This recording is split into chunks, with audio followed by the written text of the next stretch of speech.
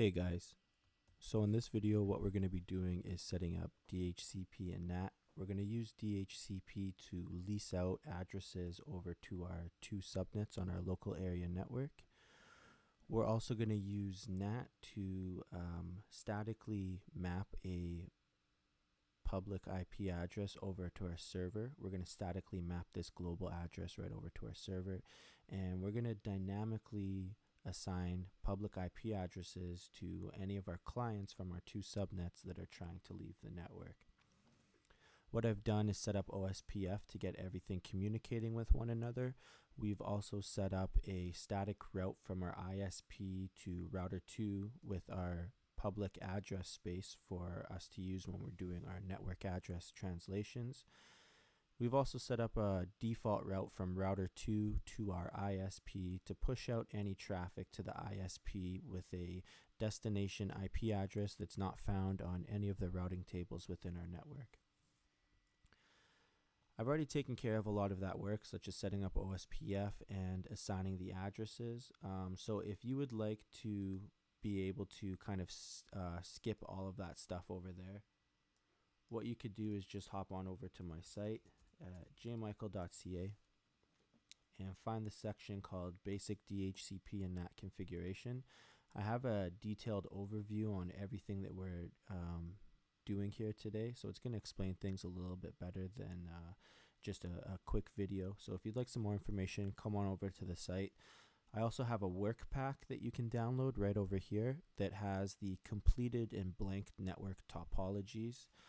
It also has the running configurations for all the devices we're going to be using.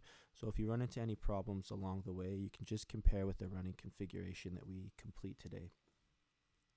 So enough about that. What we're going to do is start setting up our network. The first thing we're going to do is go over to router 2 where our DHCP server is going to be, and we're going to exclude some addresses that we would not like our DHCP server to lease out. So some of these addresses would be like the default gateways for each of these subnets, or perhaps a network printer, something like that you just do not want to have to worry about getting leased out to any of your addresses. So to do that, we'll go over to router 2, and we're just going to be using one command called ipdhcp excluded address. And this command takes one argument, and that is the address that you would like to start excluding at, and you can follow it up with the address that you would like to stop excluding at. So this guy right here is going to lease is not going to lease out everything from 10.1 all the way up to 10.10. And because we have two networks that we would like to not have a range of addresses leased out to, we're also going to make sure we include it for the other network address 11.1 through 11.10. So now that we've done that, we're going to go ahead and set up our DHCP pool. We have two networks that we're going to want to lease addresses out to, so we're going to need two pools. What I'm going to do is name each pool by the router that is going to be connected to these networks, along with the interface that the network is connected to.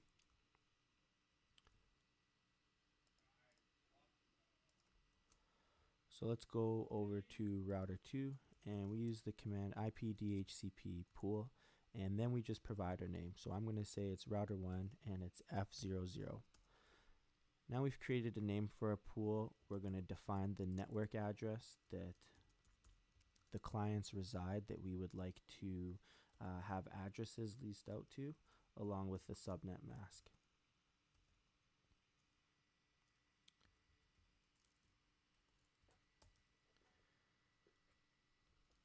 Lastly, we have to include the default gateway, which I have set up at 10.1.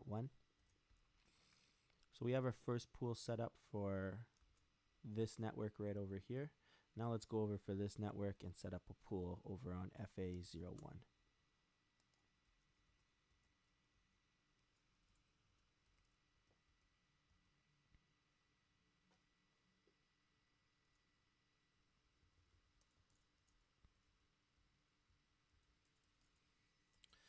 There we go. So we're almost done right now. The only thing that we're going to need to do is go over to router 1 And once we're on router 1, we're just going to have to go onto each interface and let that interface know where the DHCP server lives. So to do that, we'll hop over to router 1 and go onto the interface that has our 192.168.10 network, and we're just going to let it know that our DHCP server is residing at 1.1.2.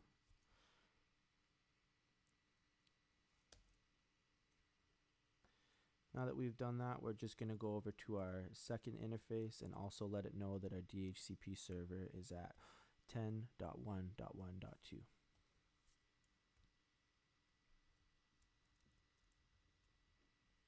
So let's go into our clients, and we're going to try to automatically obtain an IP address.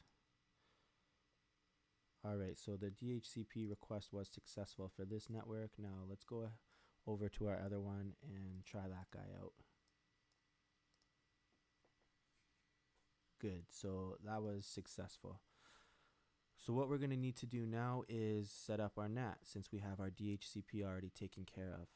What I'm going to do first is statically assign a global address over to our server that's residing at this address right there. So let's move back over to router 2. And once we're at router 2, we're going to be using the IPNAT command. So we go IPNAT, and because we're going to be doing an address on the inside of our network, right? We're on the inside of our network over here. So we just let it know that it's an inside source static address of 192.168.20.254. So what we follow this up now is the global address that we would like to statically map to that address of 20.254. Oh, it looks like we put this on router 1. We want to make sure we're on router 2 right now. So let's move over to router 2.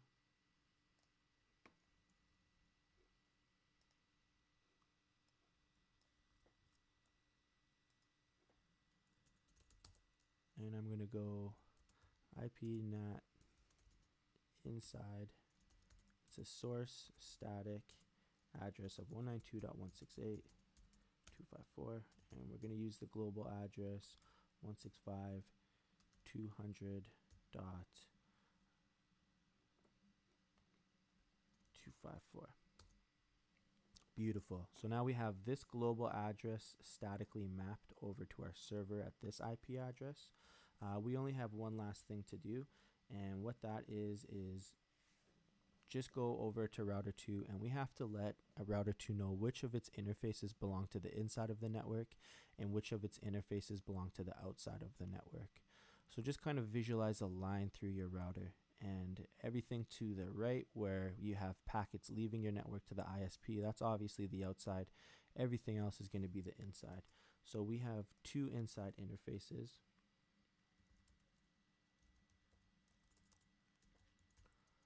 One is at F00, and we just go IPNAT inside, and now we're going to go to, which is also IPNAT inside, and serial 01 is IPNAT outside. So now all of our interfaces know which portion of the network it belongs to. Let's try and just run a packet through to make sure that it's working all right. There we go. Sometimes it just takes a little bit to warm up, but there we go. We got a success right there. So that takes care of our static NAT. Let's jump over to the dynamic NAT and just get that out of the way. So dynamic NAT is a little bit similar to DHCP in the sense that you're going to be creating a pool for it. We're also going to be naming the pool. So once we determine what the name of our pool is and we use the appropriate command to define a NAT pool, we supply it with the global addresses that we would like to dynamically assign to our client. So I want to start assigning the address right here, and I want to stop assigning at the next address. So just like DHCP, we have a start address, we have a stop address, and now we're just going to supply it with net mask to let it know that we're only going to be working with 8 addresses, and 6 of those 8 addresses is what we're going to be assigning. So we've created our NAT pool. Now what we're going to have to do is create a extended access list. And the reason why we have to create an extended access list is because we're going to want to name it. So we're going to call our access list NAT.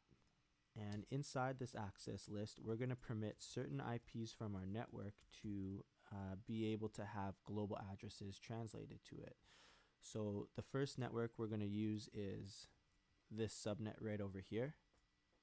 So we'll just give it the IP address for the network, and we're also going to use the wildcard as we do have to with extended access lists. We're going to make sure that we also include our other subnet as well. So now that we have a pool of global addresses that we would like to assign to any of the IPs found in either one of these subnets, we're going to have to use a command to connect these two guys together. And it's going to be IPNAT and inside, and we're going to be supplying a source list of addresses that we will permit to be assigned global addresses. And as you can see, we have the IP addresses outlined inside our extended access list called NAT. So we're just going to let it know that we have a list of addresses that we would like to have mapped to our pool of global addresses that we've outlined in MyNat pool. So here's our MyNat pool, and we have this starting address all the way up to this ending address. So we're using IPNAT inside source list. We're providing a list of our public IP addresses, and we're mapping it to a pool of our global addresses that we've created in MyNat pool with these two addresses right there. So that's all we needed to do to get NAT set up. We have NAT completed, so let's just try to run from PC1 over to our ISP, success, and PC2. Okay, cool. So that's it. That's DHCP, that's NAT. What I'm going to do is just show you what it looks like, the translation. So if you use this command, show IPNAT translations, what it's going to do is just give you an overview of the protocol we used, which was a ping for ICMP, or in the ICMP protocol, and we've have an inside global address, meaning a global address that's assigned to the inside of our network, and that's statically mapped to our inside local address of the first subnet. We also have a different global address right here, which is which was dynamically mapped to this inside local address for our other network. This outside local and outside global, it's not going to change in our situation because that's the source network address for our ISP. So it just gives you an overview of the two commands right there. I'm going to show you one last thing real quick, which you might get asked when you're doing a test at school or just for yourself in the real world. I'm just going to clear these translations real quick. And after I clear the translations, okay.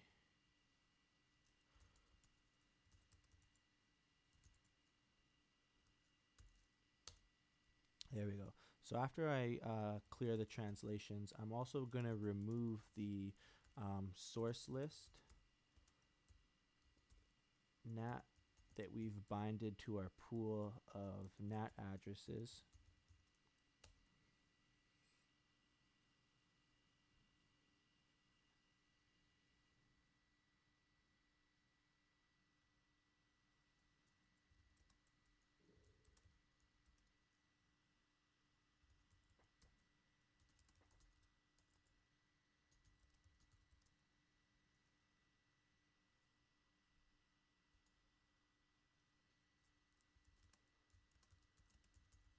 So I'm going to remove the pool right here.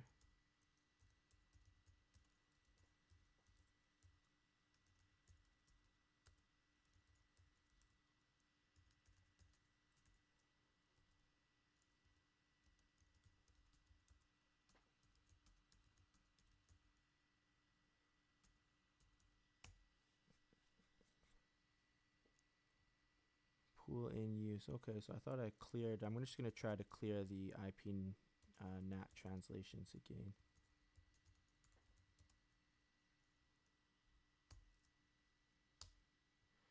Alright, so let's try that last command one more time.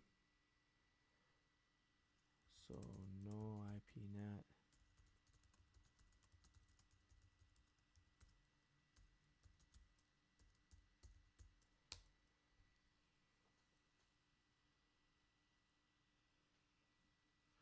Okay, I'm missing ones. I'm missing inside. There we go. That's what I was missing.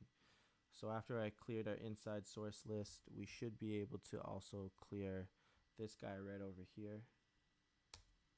Okay, cool. So now that we have everything cleared, this next command is using NAT overload.